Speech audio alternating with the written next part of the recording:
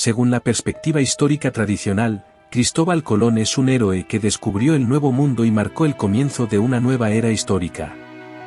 Nació en 1451 en la familia del tejedor de lana Domingo Colón, que vivía en un suburbio de Génova, en la actual Italia. Según las tradiciones existentes en la época, los niños estaban preparados para heredar el oficio de sus padres, y Colón estudió en una escuela de tejido, donde dominó el oficio, se alfabetizó y al mismo tiempo adquirió conocimientos generales de geografía.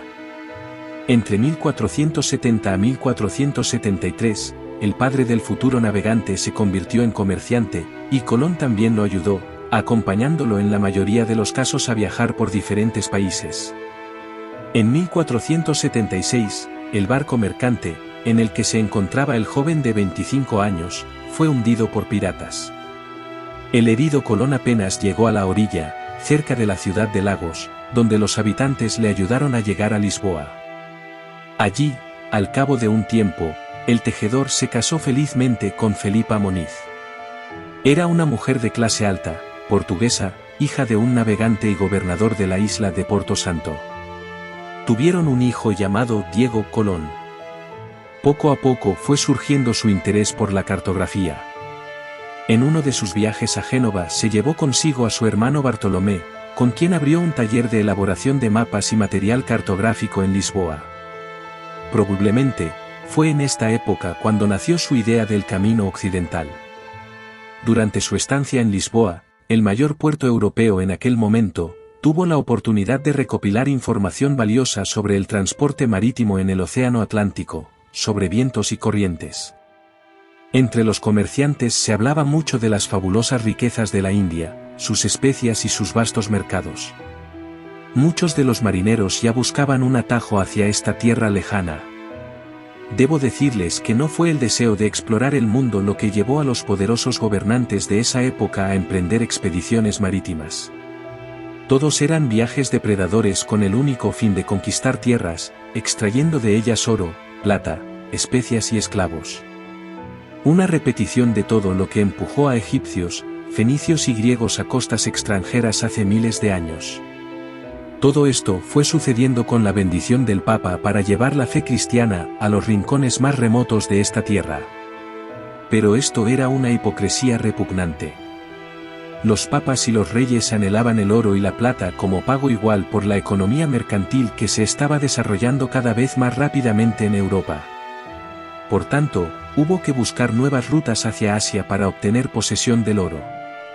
Colón elaboró su proyecto de la ruta más corta a la India, que todos los europeos buscaban en aquella época. Presentó su plan al rey de Portugal para conseguir financiación para una expedición, pero el plan fue rechazado. Esto no lo desanimó y tras la muerte de su esposa, Colón y su hijo se trasladaron a España. Allí conoció a su amante, Beatriz Enríquez de Arana, con quien tuvo otro hijo, Fernando Colón. También presentó su proyecto a la pareja gobernante española, Fernando e Isabel, para navegar con la flota hasta la India y descubrir la China descrita por Marco Polo. El tratado, tras largas disputas, no habría estado mal si el rey de España lo hubiera cumplido. Así, tras 1000 dificultades, logró organizar una expedición con la ayuda de la pareja real, además de comerciantes y banqueros locales. Entre 1492 y 1504, Cristóbal Colón emprendió 4 expediciones exploratorias a instancias del rey español. Describe los acontecimientos de esas expediciones en sus cuadernos de bitácora. El 3 de agosto de 1492, Colón abandonó la ciudad española de Palos de la Frontera y después de 2 meses cruzó el Océano Atlántico. El 12 de octubre pisó una isla en el Mar Caribe, a la que llamó San Salvador. Cree que llegó a Asia y por eso llama indios a la población local. El 28 de octubre avistaron la costa de Cuba y fondearon en la bahía de Baray. Colón decidió que estaba en una de las penínsulas del este de Asia, al pasar por la costa de Cuba, esperaba encontrarse con juncos chinos. El almirante envía a 2 personas que saben árabe para establecer relaciones comerciales con la población local, pero nadie entiende su idioma. Los embajadores se internaron un poco desde la costa y encontraron campos de cultivo y asentamientos con cientos de habitantes y viviendas. De las plantas cultivadas, los europeos solo conocían el algodón y vieron las demás, tabaco, maíz y patatas, por primera vez. Se cree que fue entonces cuando Europa aprendió por primera vez sobre el caucho y el primer europeo en probar la vainilla fue Cristóbal Colón.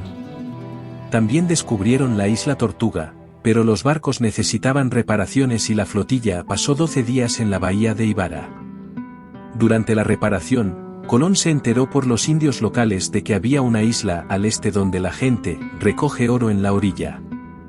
Regresó al este, cruzó el estrecho de Barlovento y al día siguiente descubrió la isla de Haití, llamándola la Española, por su semejanza con la costa de Castilla. Los barcos avanzan lentamente hacia el este a lo largo de la costa norte de la isla, pero uno de ellos encalla en un arrecife. Con la ayuda de los indios locales, lograron sacar objetos de valor, armas y suministros del barco. Por orden de Colón construyeron un fuerte con los restos del barco hundido, al que llamaron Navidad, lo armaron con los cañones derribados y provisiones para un año. Fascinados por el maravilloso clima y con la esperanza de enriquecerse rápidamente, 39 españoles se ofrecieron como voluntarios para quedarse en tierra, creando así el primer asentamiento europeo en América. Aquí, por primera vez, los españoles vieron hojas secas enrolladas en una pipa, encendidas y fumadas en la boca, el primer indicio de tabaco. Regresó a España en enero de 1493, después de 1000 pruebas y tormentas en el camino, y comunicó sus descubrimientos a la pareja real. A su regreso del primer viaje, Colón fue nombrado almirante, virrey y gobernador de todas las islas descubiertas. Animado por el éxito, organizó inmediatamente un segundo viaje. El rey y la reina de España también esperan más oro del viaje de Colón que el que los indios dieron voluntariamente en su primer encuentro a cambio de cuentas de vidrio y espejos.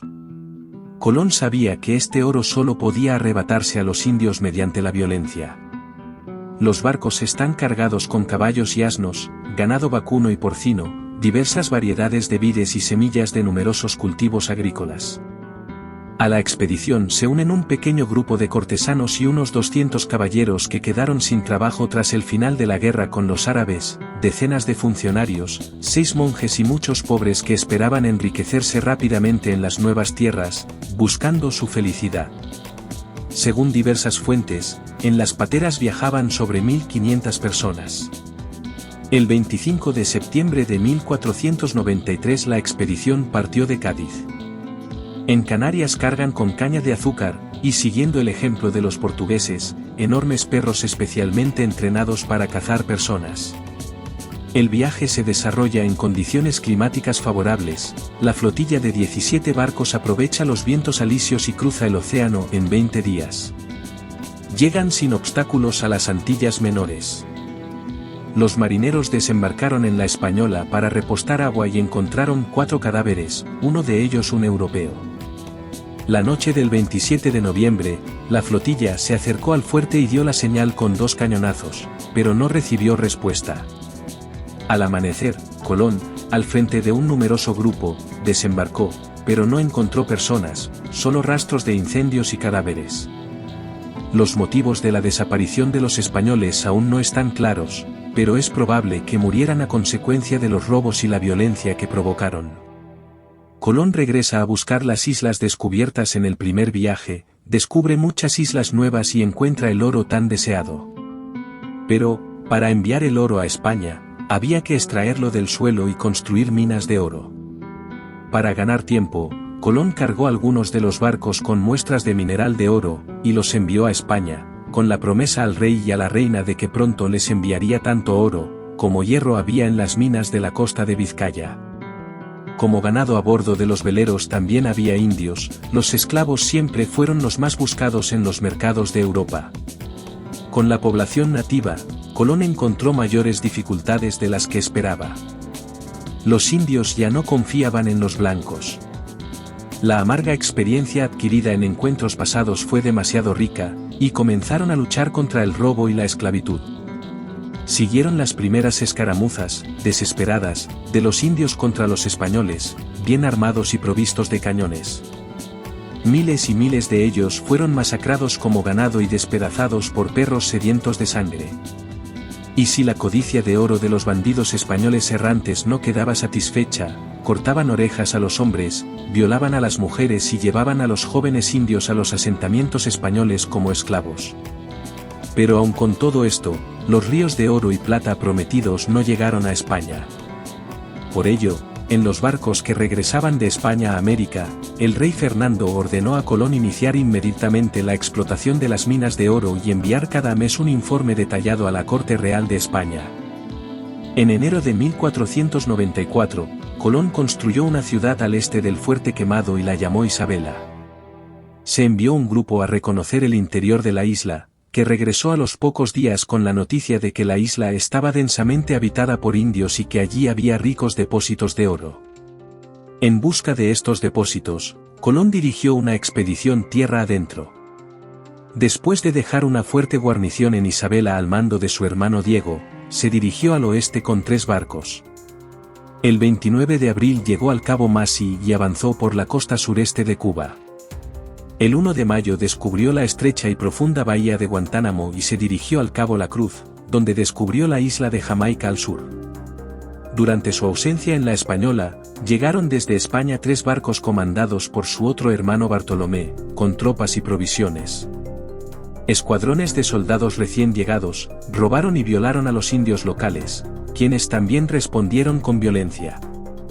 Los indios tuvieron superioridad numérica, pero armas primitivas y ninguna táctica de lucha. Bartolomé opera con pequeños destacamentos en áreas abiertas donde existe la oportunidad de incluir caballería. La operación punitiva duró 9 meses y al final la isla quedó casi sometida. Debido al clima insalubre de la costa norte, los colonos españoles abandonaron Isabela y se trasladaron a la costa sur, donde en 1495 Bartolomé Colón fundó la ciudad de Santo Domingo, la primera ciudad declarada oficialmente en América y actual capital de la República Dominicana. A su regreso a Isabel, Cristóbal Colón recibió una noticia desagradable: se emitió un decreto real que permitía a cualquier súbdito español establecerse en las tierras recién descubiertas si pagaba 2/3 del oro extraído al tesoro. El mismo decreto autorizaba a cualquier empresario a organizar expediciones para descubrir nuevas tierras y extraer oro, con excepción de la española. Alarmado por la violación de su derecho real a descubrir nuevas tierras, abandonó la española, dejando atrás 5 barcos y unos 500 hombres, y con los 12 barcos restantes, Colón regresó a España el 11 de junio de 1496. Con mucho esfuerzo, Colón consigue reunir fondos para organizar una tercera expedición. Pocos están dispuestos a viajar con el almirante perdedor, y este pide al rey que libere a los ladrones y criminales de prisión para completar su tripulación. El tercer viaje comenzó 2 años después, con 6 barcos y 300 tripulantes, cruzaron el Atlántico y comenzaron sus descubrimientos en Sudamérica. Llegaron a la isla de Margarita, Moy, Venezuela, encontraron la isla de Trinidad y se adentraron en la desembocadura del río Orinoco. A su llegada a la española, Colón se encontró con un caos total. Los colonos se negaron a reconocer la autoridad de sus comandantes designados. Su hermano Bartolomé fue arrestado y los indios fueron asesinados o obligados a trabajar como esclavos en las plantaciones. La rebelión de los colonos terminó con compromisos por parte de Colón. Cada rebelde recibió una gran cantidad de tierra, a cuyo cultivo se dedicaban un cierto número de indios. Sin embargo, el tesoro real siguió recibiendo ingresos insignificantes de la colonia. Al mismo tiempo, Vasco da Gama descubrió el verdadero camino a la India y quedó claro que las tierras descubiertas por Colón no tenían nada que ver con la rica India. Llamaron a Colón tonto y fraude, y comenzaron a llegarle quejas y acusaciones de ocultar ingresos reales. El 17 de diciembre de 1499, el rey revocó el monopolio que le había concedido para el descubrimiento de nuevas tierras, lo que inmediatamente benefició a sus asociados, que se convirtieron en sus rivales. En 1500, el plenipotenciario real especial con derechos ilimitados, Francisco Bobadilla, fue enviado a la española. Toma todo el poder en sus manos, le quita todas sus pertenencias, documentos y dinero al almirante y lo arresta. Además de él, arrestó a sus 2 hermanos, los encadenó y los metió en prisión. Después de un juicio de 2 meses, el tribunal concluyó que Colón y sus hermanos no eran aptos para gobernar el país y fueron acusados de tiranía y brutalidad contra la población local, tras lo cual fueron deportados a España, donde llegaron en octubre de 1500. Al llegar, los financieros interesados lograron movilizar la opinión pública a favor del almirante deshonrado y humillado. El rey y la reina ordenaron su liberación, prometiendo restaurar sus derechos, pero esto nunca sucedió. Tras ser absuelto en el otoño de 1501, Colón comenzó a organizar una nueva expedición, cuyo objetivo era encontrar un estrecho, que le llevara a la península malaya, y de allí a la India. Esta vez logró equipar solo 4 barcos con una tripulación de 150 hombres, y el 11 de mayo de 1502 la flotilla zarpó hacia el oeste. Colón fue el primer europeo en visitar la isla de Martinica, que descubrió el 15 de junio. Le fascina la belleza de la naturaleza y la riqueza de la vida allí. Pero no todos están contentos con él. Cuando llegó a Santo Domingo, el gobernador Nicolás Obando le prohibió quedarse. Colón no desesperó y continuó su viaje por las costas de la Española, Jamaica y Honduras. Allí descubrió nuevas tierras, a las que llamó Nicaragua, Costa Rica y Huerta. Se hace amigo de los indios locales, quienes le dan oro a cambio de pequeños obsequios. El 5 de octubre Colón tomó rumbo sureste y ancló en la laguna de Chiriquí, donde descansó durante 10 días. Allí se entera por los indios que están en Panamá y que hay otro mar al otro lado. El 17 de octubre continuó su viaje hacia el este y el 2 de noviembre llegó a Portobelo, donde permaneció una semana. Luego se dirige a Escribanos, pero entonces empiezan a soplar fuertes vientos alisios y Colón decide regresar. El 5 de diciembre regresó a Portobelo, y el 25 de diciembre descubrió la bahía de Limón, que pasaría a formar parte del Canal de Panamá. Allí recibió el Año Nuevo y continuó hacia el oeste hasta el río Veragua. Pierde uno de sus barcos y con gran dificultad llega al Cabo Tiburón, pero se da cuenta de que este lugar ya es conocido por otros europeos. Entonces decidió regresar a Jamaica. En el camino pasó por las Islas Caimán y después de una larga batalla con el viento y la corriente, llegó a Jamaica el 25 de junio. Y como los barcos estaban en muy mal estado, Colón envió a Diego Méndez con 3 marineros y remeros indios a la Española, con la petición a Nicolás Obando de que enviara un barco para ayudarle. La ayuda, sin embargo, se retrasó mucho, y no fue hasta finales de junio de 1504. Llegó un barco en el que Colón abandonó finalmente Jamaica, y tras una breve estancia en Santo Domingo, el 7 de noviembre de 1504, regresó gravemente enfermo a España. En mayo de 1505, algo recuperado de su enfermedad, Colón se dirigió a Segovia, donde entonces se encontraba la corte real, pero el rey no respetó sus peticiones. El 19 de mayo de 1506, en Valladolid, Colón redactó y notarió su testamento y falleció al día siguiente.